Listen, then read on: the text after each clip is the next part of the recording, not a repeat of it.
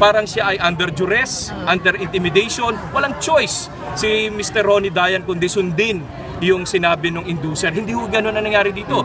Base mismo sa complaint, base mismo sa House hearing, TSN, sa transcript, ay humingi ng opinion si Ginoong Ronnie Dayan. At ang opinion ay maaari ba huwag ka na munang pumunta doon dahil hihiyain lang tayo parehas dyan. Yun po ay opinion. In fact po, yung unang information, ibig sabihin yung unang sakdal, dahil po inamyendahan inamyendahan po ng DOJ yung kanyang sakdal kay Senator De Lima. Pero yung original pong sakdal sa kanya, ang sinabi lang doon ay discourage.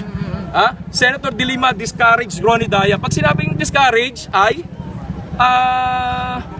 hindi po yun inducement, hindi po yung pamimilit, kundi parang sinasabi, opinion ko, maaari bang huwag ka nang dumalo?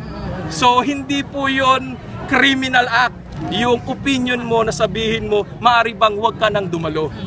Yun po, at malinaw po yun.